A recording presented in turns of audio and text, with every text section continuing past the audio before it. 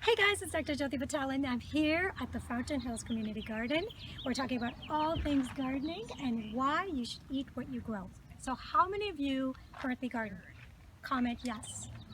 How many of you would love to learn how to garden? Comment yes, and stay tuned because I'm going to give you my favorite tips and I'm going to give you 4 main reasons for why you should garden.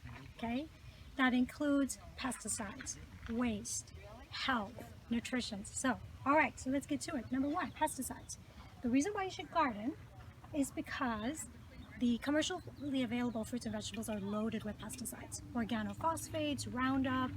There's industrial waste in the water, which causes our fruits and vegetables to get dioxins and PCBs and POPs, these chemicals that are causing damage to our systems, our children and our adults and our family and friends. Okay, so it's destroying our neurological systems, it's affecting our immune cells, it's affecting our hormonal balance, our gut microbiome is getting destroyed by these pesticides. So what can you do instead? Here's tip number 1. You can use something very natural.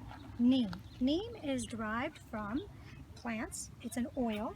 You can mix it with water and you can gently spray your plants with neem oil to keep the pests away. Okay? And it's safe for you and it's safe for the plant, but it definitely does not do well with pests. Another thing you can use to keep crawlies away is diatomaceous earth. I sprinkle this in my soil, it keeps some of those creepy crawlies out of my garden. Next, you can plant marigolds, companion plants. These plants act as deterrents and keeps your plant safe. And lastly, you can put mycorrhiza in your soil, which is a fungus that supports the roots and the plants and keeps pests away. Okay, so tip number 1, reason why you want to garden is pesticides. All right, number 2, you want to do something called hormesis. Hormesis is this idea that a little bit of stress over a long period of time makes us stronger. And we know this, right? So look at this vine with these tomatoes growing. These tomatoes have been baked in the sun. They've been stressed by the wind and the rain and the pests. And through this process called hormesis, these tomatoes have become resilient. Their skin has become tougher. They've developed potent antioxidants to protect them from pests. And so this tomato is richer in nutrients than its cousin that was grown in a warehouse in controlled conditions. So when you consume a tomato like this off the vine, you're not only getting all the benefits, the health benefits, but you're also getting all of the potent antioxidants and the resilience that hormesis has created in this tomato. So that's tip number 2. Growing your food makes you stronger, also gives you all the nutrients that that fruit has developed over time. Third reason why you should garden is health. This is a very laborious activity, okay? So you're going to get a lot of physical endurance here, you're going to get a lot of, you're going to get a heavy workout basically when you garden. So you're out in the sun, you're working and you're tilling your soil, you're trimming back your plants, you're by yourself. The idea of solitude and meditation that this process gives you is amazing. So I would encourage you, if you're trying to find an activity for self-care, you're trying to include meditation and solitude in your daily work, this is a great way to start. Lastly is the nutritional benefits. So we all know that a plant-based diet or a plant-heavy diet is good for us. All the nutritional plans out there, Mediterranean diet, DASH diet, paleo, keto, the cornerstone of all of these diets is plants. So when you grow your own food, you're getting all of those nutrients built into one. You're getting them all into your body and you don't have to take it into supplements, you don't have to take it into nutrients, you don't have to take it into shakes, you're getting it in your food, okay? And gardening is such a tough process, it's a labor of love. So you're not going to waste anything. You're going to take everything home. I chop up and freeze anything that I don't eat, or I give it away to friends and neighbors. And whatever I don't use, I put in the compost. And what we have here is a nice composting process. Once that compost is ready, it goes back into the soil. All those rich nutrients, my eggshells, my coffee grounds, make nitrogen and calcium-rich soil. The plants get enriched, and then when I eat those fruits and vegetables, I get it right back. All right, so there's this huge process of why you should garden. I'm going to show you next how to put together the chard, the spinach, the tomatoes, the carrots, the cucumbers that we're growing in our garden in a wonderful Mediterranean salad. So join me in the kitchen. See you there. Hey guys, welcome back. So now you're in my kitchen and I've brought back with me all the garden finds. So we're going to start with some dark leafy greens for our salad.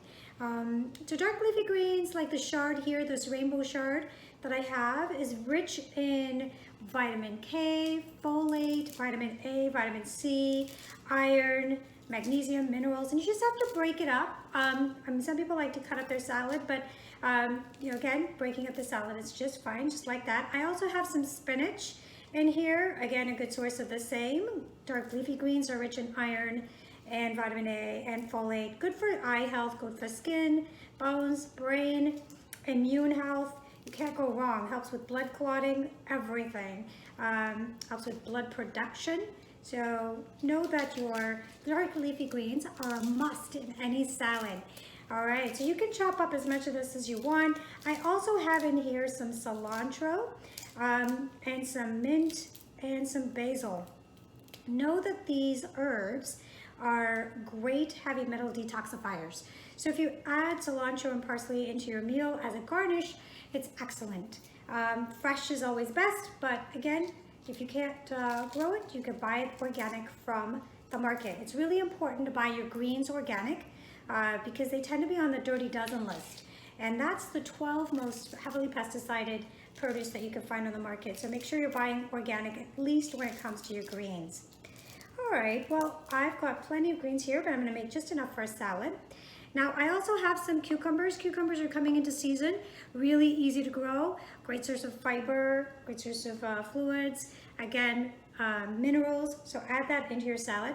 As you can see here, I've got a ton of tomatoes that I picked this morning. So I'm gonna put some of these cherry tomatoes in my salad. Tomatoes are rich in vitamin C, again, fiber, and when cooked, they actually are rich in a phytonutrient called lycopene, which is really good for prostate health. So the nice thing to add in is tomatoes. I also have some radish. Most people don't know this, but the radish is part of the cruciferous family. So things like broccoli and cauliflower, cabbage, Brussels sprouts, bok choy are crucifers. And crucifers are rich in glutathione and sulforaphane. So it's good for your immune system, it's good for your liver, it's good for detoxification. I have some red bell peppers and I also have some carrots. Remember, orange and red vegetables, especially yellow, a couple here, right here. So yellow, orange, and red are excellent sources of vitamin A. Also fiber and other nutrients. You can't go wrong with all these ingredients. Now, even though I didn't grow the avocado, I'm gonna add a little avocado to my salad. And I like olives, so I'm gonna put some olives in my salad. And you can put whatever else you like to put in there. You could put some quinoa. I've got some cooked quinoa here. You can add that to your salad. You can add some chickpeas, and that's also a good addition to your salad. I also add some good omega-3 fats like walnuts to my salad. So this is another way to make your salad healthier and tastier and crunchier. Now, very quick way to make an easy salad dressing. So I have here a 1/4 cup of olive oil and I've got equal parts of lemon juice. I'm gonna mix the two together. I've got 2 cloves of garlic that I crushed. I'm gonna add that in there. And I've got some salt and pepper here. And then the last ingredient is honey. And I'm not adding any to mine, but honey is a great way to sweeten your salad dressing if you like it sweet. We do make honey in our community garden. It's a powerful substance that makes antioxidants as well. So just another great addition to your salad dressing, but also to your meal. So if you have some local honey, make sure that you add that to your salad dressing, and that's it. So you'll see here, we've got a really beautiful, colorful salad. We've got some dark leafy greens, the rainbow chard, the spinach. We've got some herbs, the cilantro, the basil, the parsley that we added to our salad.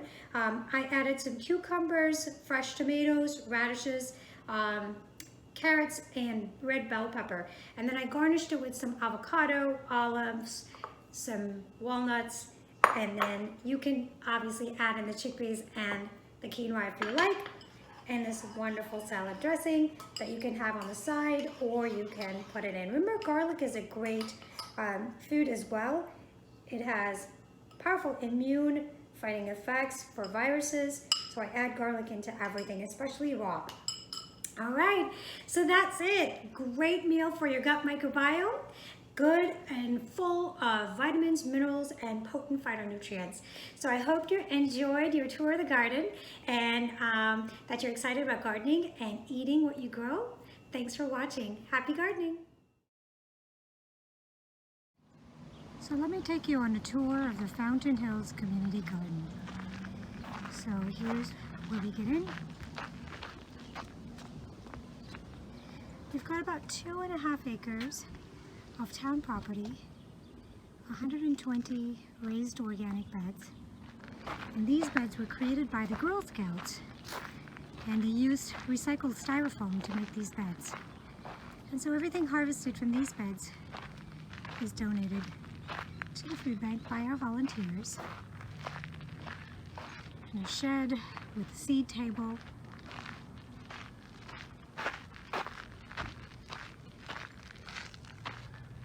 We have a volunteer herb bed here. Lots of herbs for the gardeners to pick from. We also have wonderful art that has been donated to the garden. And through a grant, we have here an entertainment area, an outdoor kitchen for our cooking classes. Again, some wonderful art.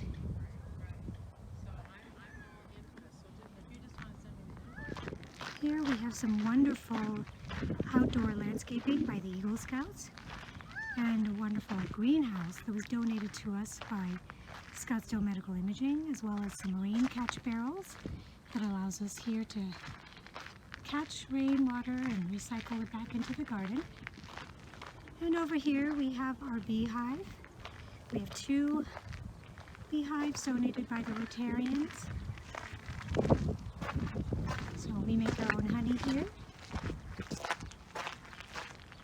And we're coming upon the donated compost area by Joy and Jen Hubbard.